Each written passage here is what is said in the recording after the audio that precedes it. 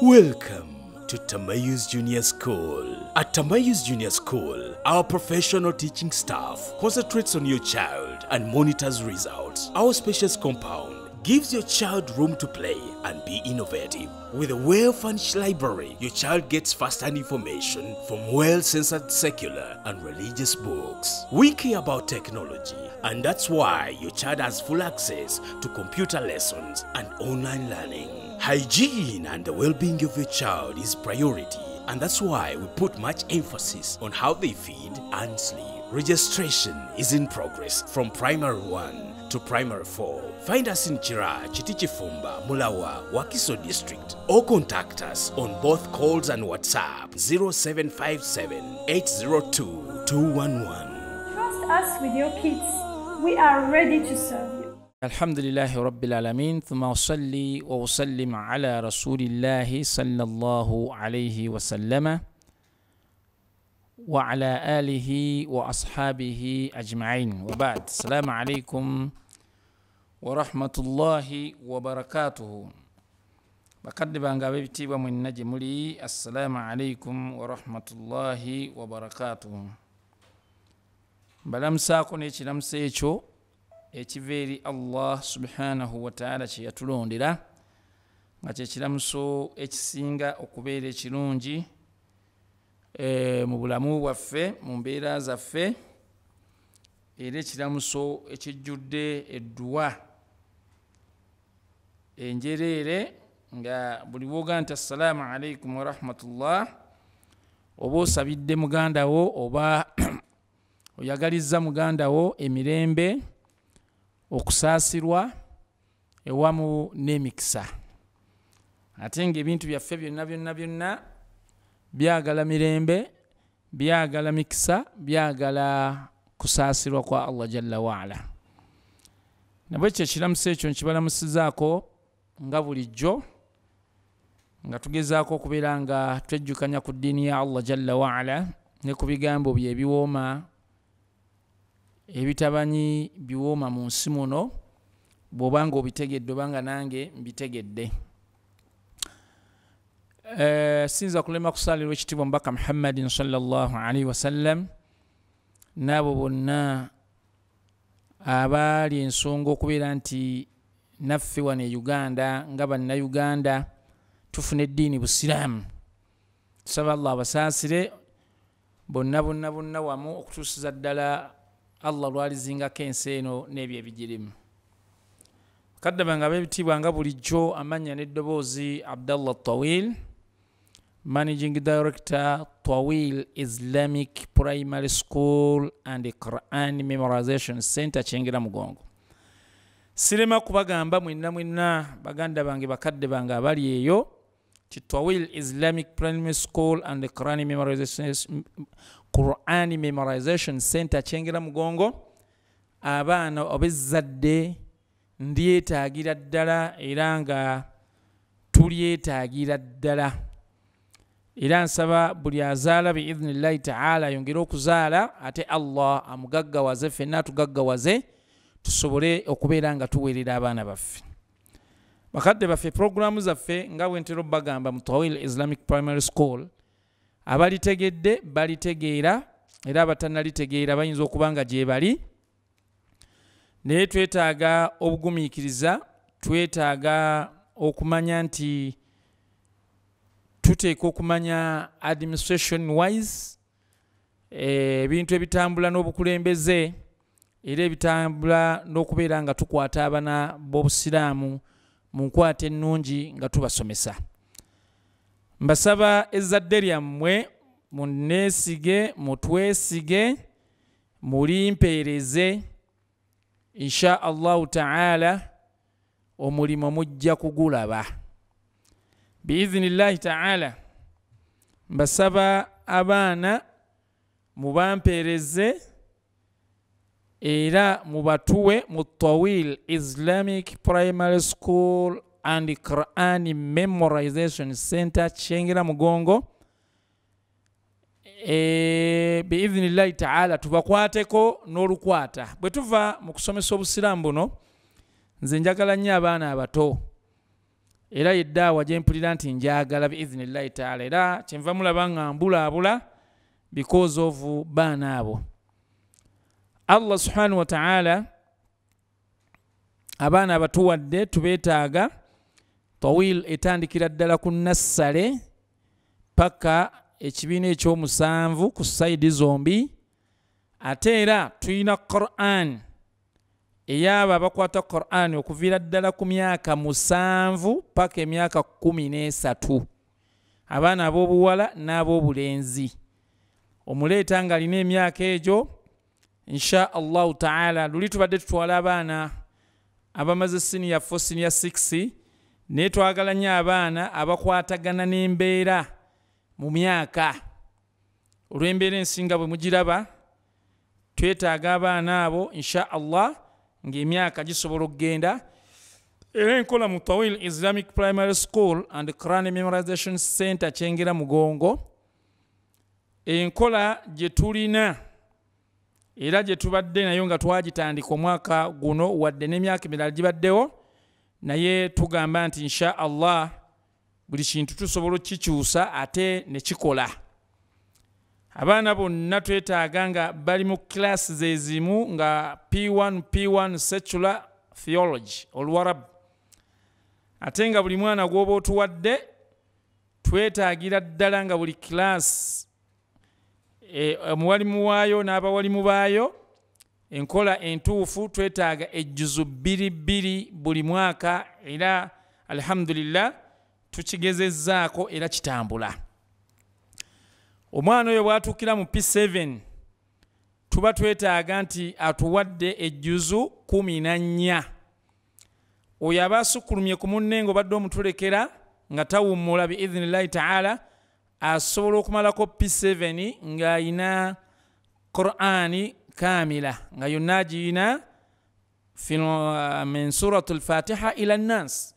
Singa omuzadde oba tukwataganye bulungi n'enkola yaffe ng'omwana oyo tawummula biiznillahi taala. Omwana owa nassale tumwetaaza nga yasarna tumaze omumuteekateeka mu yasarna ne qira'a ewamu n'okubeera nti sura juzu amma agituwa tutambule nayo nga secula waali nga ne diini ye weeri. Twetaaga abaana nga bashekhe badokita nga bashekati nga bainginiya nga bashekati nga balooya naye nga tubatandise mu Tawil Islamic Primary School. Alhamdulillah kyekyengera tukirina era tukirabako insha Allah. Nga sinatandika musomo gwaffe gwa tarbiya engeri gye tuleramu abaana ojja kunnyamba essimu eya headmaster okusingira ddala atuulawo ku ssomero throughout. Mr. Nurdin oba Teacher Nurdin 0706 430661. Eyange bw'oba ogikozesezza alhamdulillah eya WhatsApp era ojje ku ssomero olirambule n'enkola gye tulaga insha Allahu taala 0703 801103. Naye nga musinge okukozesa nnyo eya Teacher Nurdin, naye olw'okuba nti nze mbayise era nze mbayita ne Teacher Kasimu abalinze n'abalala gye bali, naye sijja kuyitiriza ssimu ezo. Mugende mufune ebifo mu Tawil Islamic Primary School ate mujje mulambule essomero eryo insha Allah. Twakkaanya nti insha Allah tusasula essente zaffe ensaamusaamu, era bwe tumala okusasula omwana ng'ayingidde insha Allah situleeta requirements kasita tumala wano ng'ayingira omwana ajja n'asoma biiznillahi taala. Era tusaba mutuwabule ate mutugumiikirize n'abaana abo nga mubatuwadde insha Allah. Jazakum Allahu khair fi dunya wal akhirah. Ensonga ngimaze. Akalanga akalala ke nsobola okuyisaawo insha Allah kuba hijja ne umra, naye bayita okujja mutambule mugende mu umra eya November weeri tutambule ennaku z'omwezi nga 2 insha Allah. Abaagadde okutambula naffe mu kuba hijja ne umra ennaku z'omwezi nga 2 omwezi ogw'e11. Ate era tujja kutambula mu December ennaku z'omwezi nga 22 insha Allahu taala, ate tuve ennaku z'omwezi nga 1. Ate Ramadan nayo tujja kutambula nga obudde bukyali, enkola mugimanyi gyetera okukolamu insha Allah. Mbagamba nti mujera ku Tawil Islamic Primary School mujja tusangawo ye office enkulu esookera ddala eya Quba insha Allah.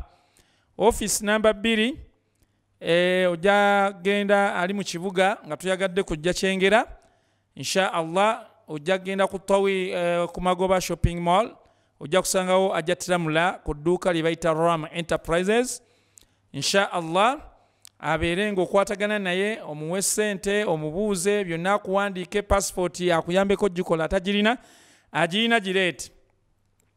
Ab'e Masaka mugende ku Kayondo Plaza awo office yaffe weeri era etudde Masaka ku Main Street.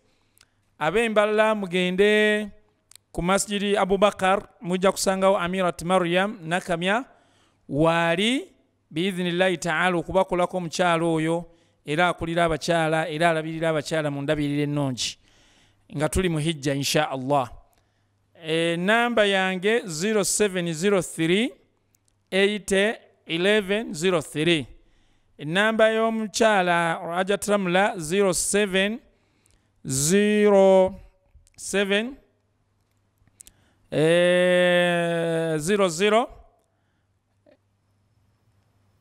92 8492. Naye mujja musangawo ku Magoba insha Allah ta'ala ng'abalindiridde okubeera nga abakolako ng'abaweereza.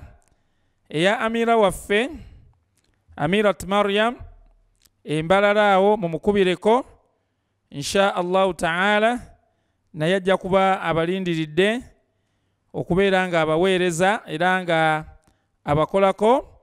Ajjat Maryam Nakamya enamba ye munsonyiwe eri 0701 371500 oba Sheikh Mubaraka naye musobola omukubirako insha Allah ta'ala ku hijja naye waali Mubaraka oyo naye mba musanze ye Sheikh waffe mutawafi waffe insha Allah wonna amumanyi oba amutegeera naye osobola omukozesa insha Allah ku 0700201236. Barakallahu lakum wa jazakumullahu khair. Ku lw'okuba hijja ndi umra ako nako mmaze okubeera nga nkayisaawo insha Allah mujje tutambule tukole hijja naye nga mukimanye nti hijja y'omwaka guno yakyukidde ddala era kati omwezi guno ogw'ekkumi n'ogw'ekkumi n'ogumu n'ogw'ekkumi n'ebiri n'ogw'ekkumi n'esatu abantu abagenda bonna mu Uganda ne mu nsi yonna balina okubeera nga basasudde. Mujjukire nti omwezi ogwokusatu tujja kuba tugaba visa paka ogwokuna nga 10 system eclosinge insha Allah. Biina deadline era naffe sente tumala kubeera nga mutuwadde sente ne tukakasa tuyinza kukolera ku muntu nga tasasudde insha Allah ta'ala. Nabwekyo tubayita mujje mu office zaffe ezo.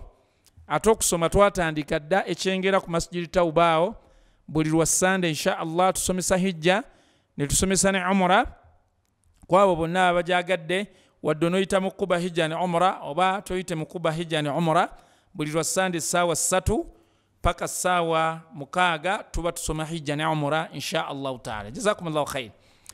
Tumaliza n'omusomo gwaffe biidhnillahi ta'ala ogwa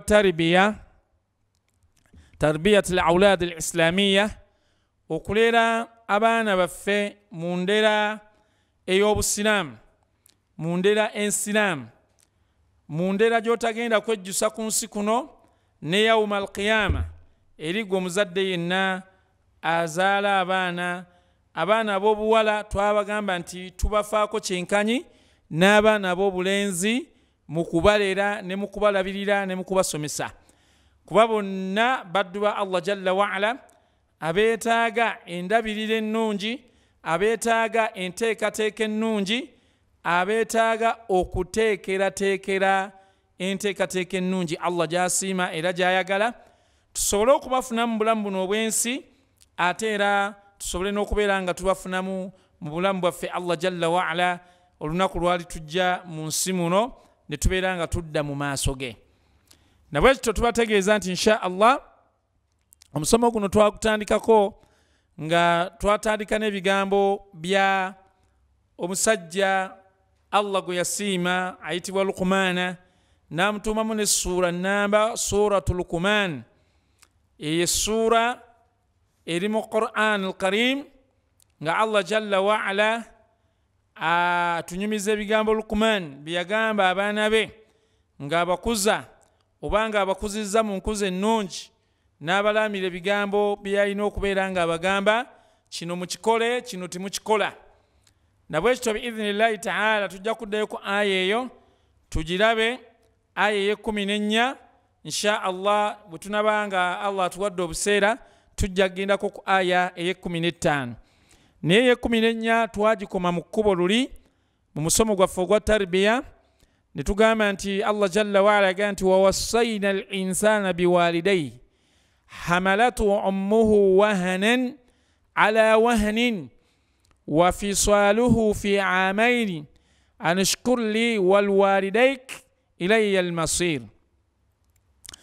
Allah jalla wa ala Luqmaani ng'atuuzizza ezzadde lye lyeyakuza era lyeyateekateeka mu nteekateeka ennungi ennuŋŋamu ey'eddembe ey'ekisa, n'agamba abaana be nti timubeera muwenga oba muyise bulungi bakadde bammwe mu mpisa ennungi.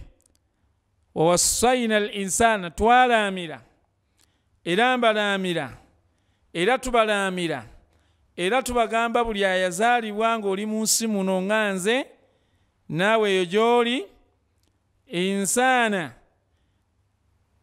mu abantu mwenna abali eyo muli basiraamu timuli basiraamu biwalidayhi okubeera nga tuyisa bulungi bakadde baffe, tuyisa bulungi bakadde baffe nga Allah jalla wa ala mu suratul Isra bwe yatugamba nti wa qadha rabbuka alla ta'budu illa iyyah wa bil walidayni ihsanan. Allah subhanahu wa ta'ala atukubirizza okubeera nga kitumalira ffenna okutegeera Allah, ffenna okufaayo okutegeera yatutonda yaani, biki byayagala biki byatayagala. Allah jalla wa ala ayagala tumutegeere biki byayagala biki byatayagala, tumumanye tumunoonye. Ekyo buvunaanyizibwa bwa buli muntu yenna bw'olina nange bwe nnina okunoonya Allah subhanahu wa ta'ala. Era eyo bagiyita ilmun norj gye bayita farudun aynun, eyo ey'obwetteeka ku buli muntu yenna ayagala nga Mungu yakutonda. Irimu y'okutegeera Allah tibagikutegeerera butegeerezi, wabula olina ogisoma, olina oginoonya, olina okumutegeera Allah. Eyo irimu shari ey'amateeka agakufuga ggwe nange ng'omuntu. Tosoma irimu eno, sigisoma wadde nfunye chance ejja okugibategeeza ti because nnoonyaamu ngisomese, nnoonyaamu kubeera mufuti, nnoonyaamu kubeera imaamu wa muzikiti, nnoonyaamu kubeera qaadhi alamula abantu mu district ayamba ku mufuti, nnoonyaamu kubeera mukulu wa ttwale. Irimu eno shari'i tugisoma nga ekigenderwa kyayo ekijjuvu kutuyamba ffeffe nnyini kubeera nga tutya Allah. Thumma wanzir ashiratka al aqrabin, oluvannyuma irimu eno ennyambe naawe ekuyambe abaana bo, bakadde bo, bakyala bo, baganda bo okubeera nga baluŋŋama. Naye abantu baganya okutegeera Qur'an eno n'ogisoma n'okwewaayo tugisome ffenna ffenna. Bye bizibu bino bye mulaba bye tusinze okubeera nga bituwajjaha nga bijja gye tuli, ng'era tubisanga kubanga irimu twagirekera abantu babale ne tutamanya nti Allah agenda kugitubuuza buli omu era kyabwatteeka okusoma omanye man huwa Allah, man huwa Muhammadun sallallahu alaihi wasallam, ma huwa as-salah, ma huwa az-zakah, ma huwa as-sawm, ma huwa al-hajj, ma huwa al-ihsan, ما هو فضل قراءة كتاب الله، فضل سنة نبينا محمد صلى الله عليه وسلم. byonna abantu babigaana nga balowooza basoma bwavu. Ti abawalimu we bagenda okusoma obuwalimu basoma bwavu. Ky'oba olaba nti amasomero gazze nga Tawil Islamic Primary School oba oliawo n'amalala nga gazze okubeera nga gagatta ebintu ebyo bibiri bitambule. Omwana we asome ng'amanyi Allah, asome ne ilimu gye bayita farudun kifayatan. Nze okusoma obwa dokita, naawe n'osoma obwa inginiya, n'oli n'asoma agriculture, n'oli n'asoma trade business studies, n'oli n'asoma law, n'asoma amateeka, ono n'asoma ebintu byonna all courses. Ebyo farudun kifayatan. Nti bwe nsoma nze ne mbeera dokita, mmalira ono asomye engineering, ne mmalira asomye law, ate naye nammalira kwega nti ebirimu yakuyambagana ne erimu eno twajogerako dda nga ilimu al-ain fardun ainun. Buli muntu kyabwatteeka okusoma Qur'ani, okumanya Qur'ani, kubanga Qur'an yetugenda okubeera nga tusinziirako okubeera nga tuyingira ejjana. Buli muntu aya z'olisoma z'olikomako okusoma mu maaso g'ekiwa Allah jalla waala, w'ogenda okutuula lyeddaala ly'ogenda okubeerako mu jjana. Katusaba jjana Firdausi Nuzula, naye nga abalibeera mu Firdausi Nuzula beba basomye Qur'an ne bagitegeera ne bagikolerako. Basomye Qur'an, bwe bamaze ogisoma ne bagitegeera, bwe bamaze ogitegeera ne tugikolerako. Abo bagenda okubeera ma'a nabiyyin nga babeera mu ki?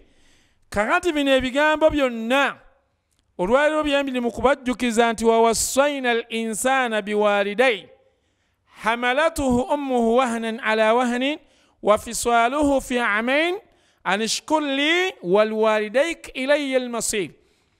Kitegeeza nti kyabwatteeka ggwe ng'azaalibwa, kyabwatteeka mu nkola ggwe ng'omuzadde okusomesa omwana we amanye bino. Tomuzadde bamuyisa bulungi, kubanga bwakeera enkya nga maama akuzadde naye ng'akuzaalira buzibu ku buzibu. Okuva dde wano nga maama amaze okubeera munnabaana wa maama wange, Allah amusaasira amuwonye maama mulwadde, teyafunayo mirembe, teyafunayo kwesiima, teyafunayo kweyagala paka ng'amaze okunkuza. Kati okumuyisa obulungi ne taata wange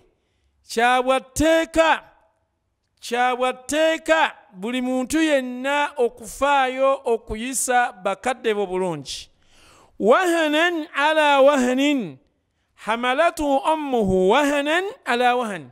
Maama ono bwe yali anzaala mbeere munnabaana we nga tezinnawera emyezi ennaku 120, maama yali mu buzibu bungi nnyo, gy'emyezi 4, ng'ekisinga omuwoomera mu nsi ly'ettaka, ng'ekisinga omuwunyira obulungi ye toilet n'ebyo ebibeera mu toilet, because olubuto lwa mutabani wa Abdallah lwamumalako emirembe.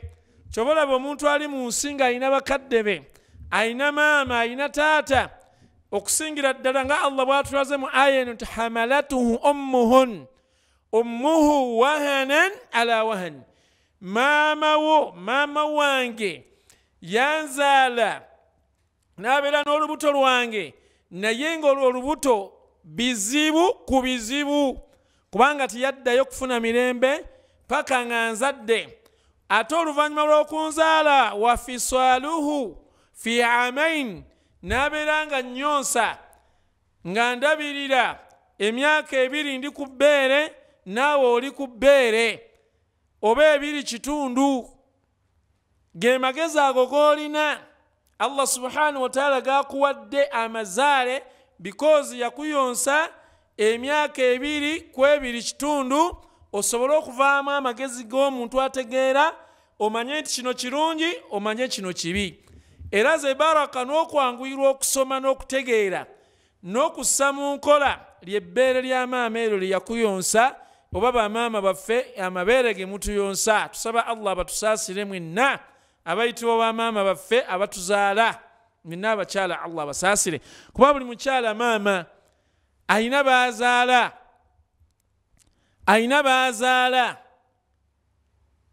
atanzaala ayina be yazaala kati Allah kwe kuga nti wawassayna al-insana biwalidayhi awo Allah subhanahu wa ta'ala ategeeza taata maama n'akulaga Allah jalla wa ala obuzito bwa maamawo bwayitamu era bwe yayitamu okubeera ng'akukuza n'agamba nti hamalatu ummuhu wahnan ala wahnin maama yakuzaalira yafuna olubuto luno n'abeera nga bizibu ku bizibu kyobola kyaga nti eyo jja naayo maamawo ne taatawo jja naayo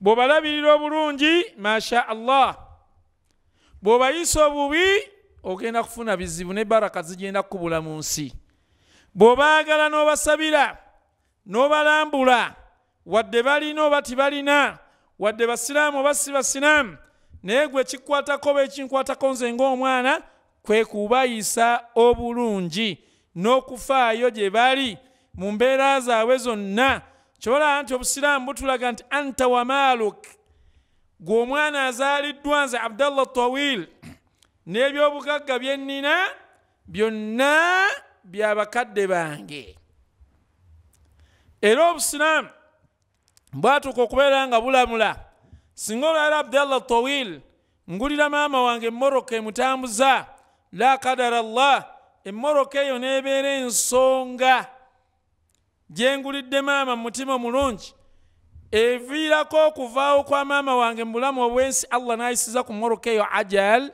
gwa yagimugulira obanza yagimugulira sisika ku maali ya maama oba eya taata kulaga nti gwe omwana obanza omwana sirina kyendi wadde nkoledde maama ebirungi by'ensi ne muteera ekizimbe mu Kampala nga tajula nga kivaamu akawumbi k'essente buli mwezi maama alye taata alye wallahi sirina kyendi era sirina wadde ekimu ekyokubiri oba ekisooka kye mba nkoledde bakadde bange kweyo ebaayitamu okunfuna mbeerewo mu nsi mu bulamu buno mbeere omuntu ow'omugaso naawe obeere omuntu ow'omugaso Allah kyavudde akulaga obuzito bwa maama gy'oli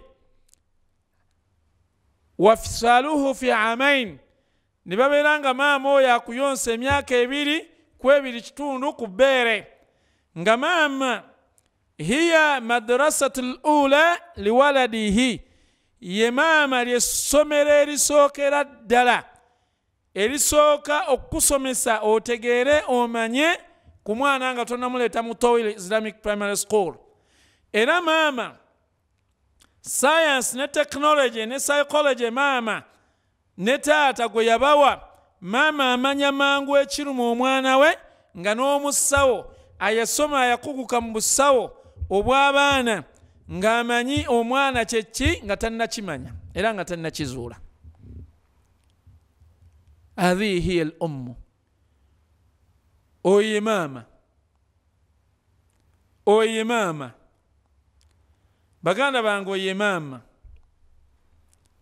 oye maama bakadde bange taata wooli era taata tukuwa ekitiibwa era tukumanyi nnyo nga b'ozaala naye Allah mu aya eno asikulumiza nnyo maama ng'akulaga nti taata ng'omaze okubeera nti gwe omaze okukola ebibyo byonna by'olina okukola maama asigala alina obuzito buno kyova olaba nti waliwo abagambye abaana abamu nti tusuuse nnyo bamaama ne twerabira bakitaffe bataata tubaagala 100 ku kinnaakyo naye ate omubaka salasa yagamba nti maama tumusukkulumyeko ku taata mu bwagazi ne keya tibemba ndeese engoye taata muwe olugoye lumu maama muwe engoye 3 bwebanga byesente taata muwe nusu 10 maama muwe 3,000 kwe kulaga nti maama Allah yamusikkulumya ku taata si mu bubi era si mu kukakkanya taata era gwali etoga nti baseeka nabbi Allah yakakkanya taata la taata era ekitiibwa kye 10 ku 10 tukimuwa naye yali akulaga maama wo gyayise ne gyayita ne byayitamu gwe Abdallah Tawiru ofuuka omuntu gwe Kasim gwe Fatuma gwe Saidat naawe omulala yenna ali eyo John oba Maria otegeere maama wa gye yayita n'obuzibu bwayitamu ebyo nga ffenna batandise okuzaala ng'abaana ab'obuwala naffe ab'obulenzi ebyo tusobola obbiraba olwaleero bye tuyitamu okufuna abaana babeere abaana ab'omugaso mu nsi obulumi obwo bwe tuyitamu naddala abaana abawala exactly bamaama baffe baayitamu tulina obbawa ekitiibwa n'obbasukkulumya n'okubeera ng'abo nabiyuna Muhammadin sallallahu alaihi wasallam yagaa nti ridha Allah fi ridha alwalidain wa sakhtu Allah fi sakhti alwalidain tagambye na mukulembeze w'eggwanga tagambye na mubaka Muhammadin sallallahu alaihi wasallam wabula agambye nti okusiima kw'abakadde babiri okusiima kwa Allah jalla wa ala atusiima atwagala atuggulirewo atuwe kiveeri kusiima kw'abakadde baffe ababiri abo abasiraamu n'abatali basiraamu naye nga be bakuzaala be banzaala bayise bulungi wa sakhtu llah fi sakhti alwalidaini n'obusungu bwa Allah tuteekako obusungu atukwate mu mbeera mu nsi tubeere mu kanyigo tubeere nga buli kyonna kye tukola kirimu mukisa na baraka na kutambula bibeerawo kunyiiga kw'abakadde baffe era buli muntu yenna alina mukadde we nga yamunyiigira kya mu ngeri ntuufu okunoonya mukadde waakusonyiya atya musiraamu oba si musiraamu alina amasabo genkana ensi eno n'ebigirimu oba talina masabo ye maama we ye kitaawo olina omugondera mu ebyo ebiteekeddwa okugondebwa aya nga bwe tunalaba bwe tujja mu maaso awo nabwekyo wafiiswaluhu fi amain okutegeera kuno kwennina naawe kwolina kwekwo okutegeera Allah subhanahu wa ta'ala kwe yakuwa nga akujja ku maama ku bbeere lya maama nti amata ago ga mugaso nnyo ga bbeeyi nnyo okusinga amata g'ensolo era mulabye nnyo abakyala abazaala abaana bo ne mubasuulawo ne mutandika okugula amata ago amajingirire ag'ensolo ne mulema okuwa abaana bammwe amabeere ago Allah ge yabawa muyonse abaana bammwe emyaka 2 ku 2.5 musobole okufuna abaana abalungi abaana abalina brain abaana abategeera abaana bemubalaamira nga babitegeerera nga babikola muleme kufuna abaana bano abakuba miggo bano atukuba miggo muyonse abaana bammwe abakyala because buli woyonse omwana future gyoyagala oba omaze ogimukolera future gyoyagala mu maaso ga Allah jalla waala oba omaze ogimukolera ajja kugondera Allah akugondere naawe ayise bulungi abantu yeyisina bulungi Allahu jalla waala naga nti anishkur li ebyo byonna Allah agenderamu tugamba okuyisa bakadde baffe obulungi tubeerenga tumwebaza Allah jalla waala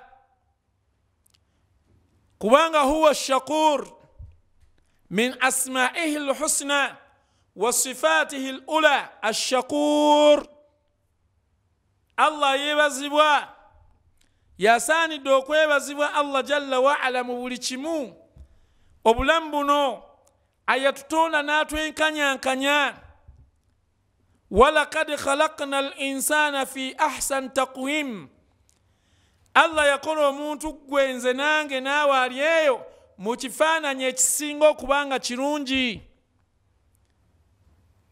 ekifaananyi ekirungi Allah kye yakwata n'atondamu ffe abantu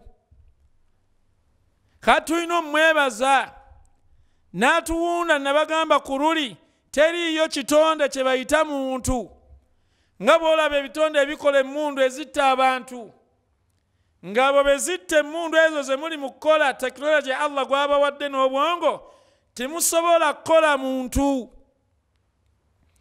emmundu gy'okuba n'esuula ekizimbe nga kino naye ng'ate gwakola emmundu eyo tosobola kukola muntu oyo gw'oli mu kutta kyova olaba nti akugaanye okutta kubanga huwa almumitu ye yatta Allah kati lw'omuyambako mu kutta zambi ddeno yawma alqiyama Allah lyagenda okusooka awwal ma yuqda bayna al-abdi wal-abd an ad-dima emiswayi egyo gye mulaba egiyiibwa Palestine Philistine abantu abo bakuba abaana abato n'abatemula abaana abato b'abakyala n'abantu bonna basiraamu oba si basiraamu abali mu kuttibwa yawma alqiyama abali mu kukola ebikolwa ebyo bagenda kusooka kusasulwa Allah byagenda okusooka okulamula eri abantu ku bantu nga bw'olaba nti awwalu ma yuhasabu bihi Allah kyagenda okusooka okutubalako abaddu ffe naye wakati waffe essola kuba teriyo mushiriku asaala teriyo mushiriku Allah gwakkiriza sola ze wabula essola Allah akkiriza z'abakkiriza abasiraamu abannamaddala teriyo atali musiraamu asobola kusaala kati essola yegenda okusooka okubalibwa wakati waffe ne Allah gyagenda okusooka otubala ate kyagenda okusooka okusasula abaddu ku buli az'amaanya bonna emisaayi gino egiyiibwa abantu abali mu kutta bannaabwe ne wano e Uganda nga batema abantu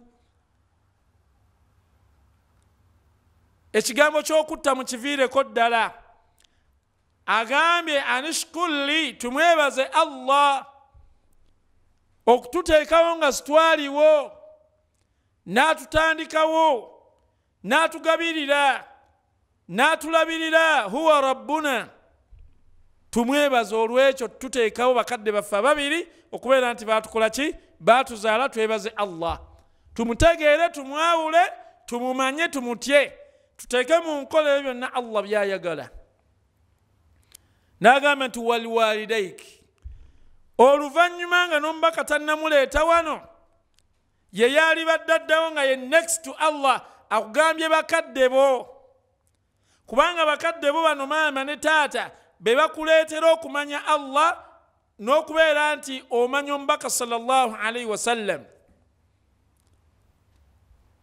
ate n'akulaga nti ye Allah wankizo nnyo ku bitonde bye yatonda omuli ffe abantu be yawa amagezi waliwalidaiki n'okwebaza bakadde baffe mu mbeera gye baayitamu era gye baayitamu tufuuke kino kye tuli ba'da Allah oluvannyuma lwa Allah subhanahu wa ta'ala kuba omubaka Muhammadin sallallahu alaihi wasallam tatonda wabula mubaka atuuse ebyo bye tulina okutambuliramu byonna ebya Allah mesaji za Allah zonna yaziyisa mu ye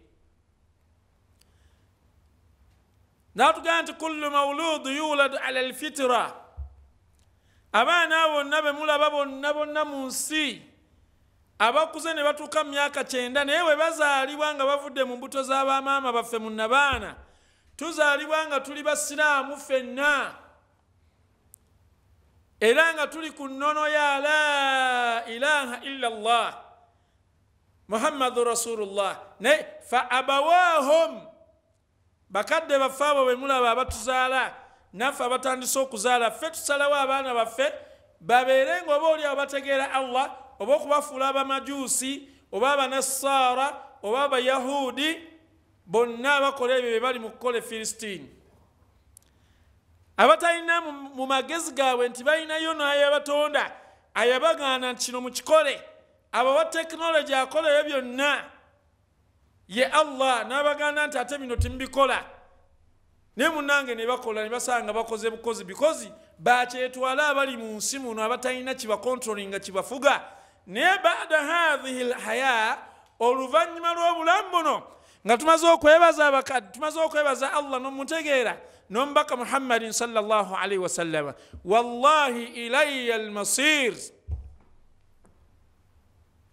ilayya almasir allah agambye gyendi eno bwe mubeere ku nsi emyaka gye yabagerera mweyise tweyise nga bwe tweyisa ffenna ffenna oba tumukkiriza oba situmukkiriza buli omu oli waddembe okwesalirawo al-ikhtiyar laka okusalawo kuko naye ilayya almasir eno gyendi eri allah subhanahu wa ta'ala wallahi fenna mwenna fenna gye tugenda okuddizibwa kubeera gye twava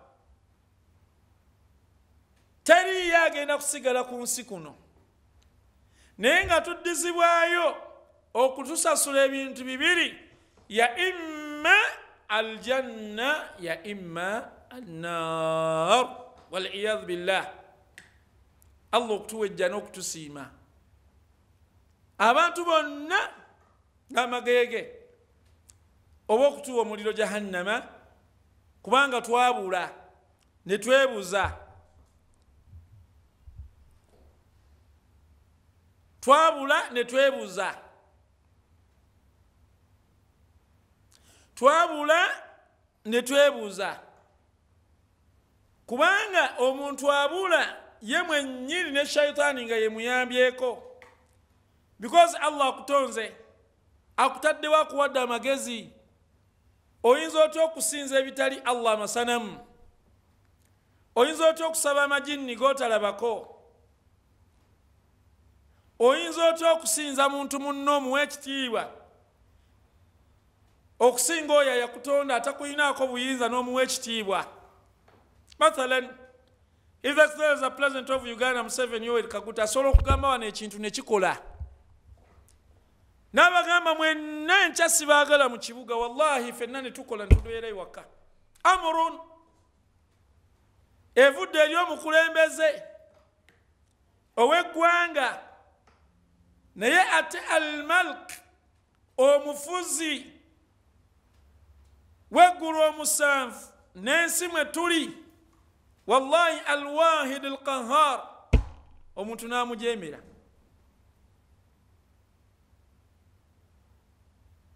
wallahi ne tujeema kakati okwawula kuno n'obwongo buno bwe yatuwa kyoba olaba nti ye mwennyini kabwejumbira yagenda obubuuza la tazaalu qadami alabdi yauma alqiyama hatta yusalu ani larba'i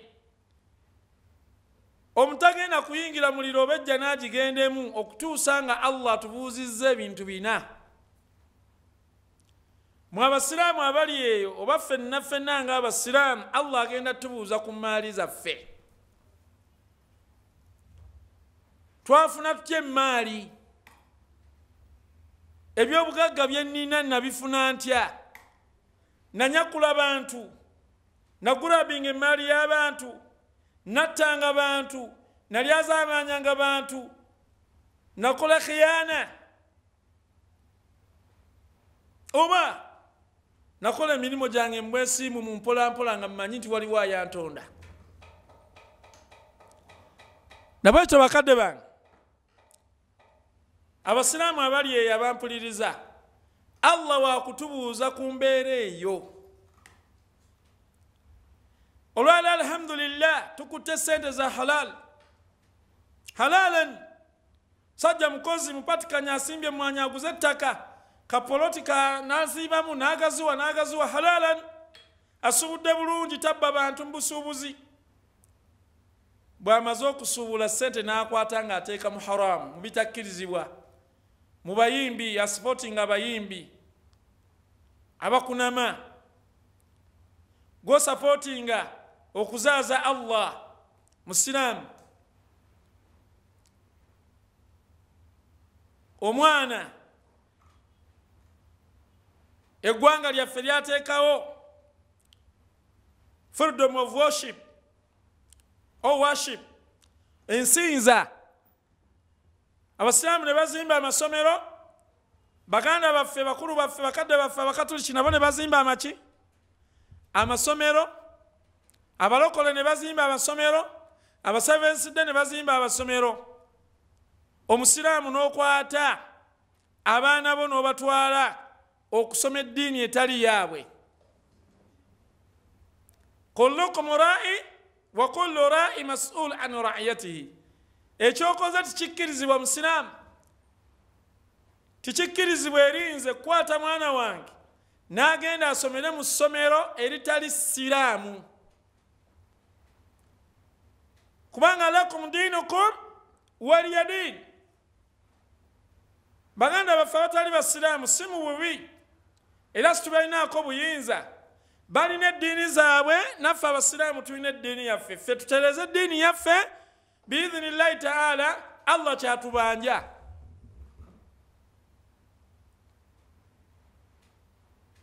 Olunaku lulamba omwana talina ssala, talina kusoma tawhid, talina kusoma Qur'an. Taata naawe Qur'an yakulema, tawhidi yakulema, n'abaana n'abakyala. Tolabanga gwe musiraamu, nze musiraamu naawe, ffe ba musabbibiina al-umur, ffe tufuuse ensonga okulaba ng'abaana baffe ezzadde lyaffe libula. Ekyo ezzadde eryo walinasinza ekitali Allah, walikwata otya mu buto bwalyo? Ekyo ezzadde eryo bwe linakuba emiggo, bwe linaabeera erissi ly'abantu. Amanya alina Abdallah naye akola ebikolwa ebyokutta abantu. Erinnya yalisigaza naye ng'ebikolwa byonna timuli mu kikolwa kisiraamu, wadde ekigambo ekisiraamu ekyeddiini busiraamu. Oyo tagenda kufumagaza ddiini ya Allah n'abasiraamu. So please nga maliriza bagadde bake abatuuliza abali eyo ab'ebitiibwa, ebigambo byange biri ku taribiya. Naddala abasiraamu abawuliriza abali ku Furaya Media, abali ku musomo guno ogw'ekitiibwa, eyo ilayya al-masir. Wallahi byonna tubikole, naye bajja tuzinga, naye tunasalawo tugende mu keesi, naye tunasalawo tugende mu ssanda, emmese embwa ne weziritulya. Ilayya al-masir, tujja kumusinkana Allah.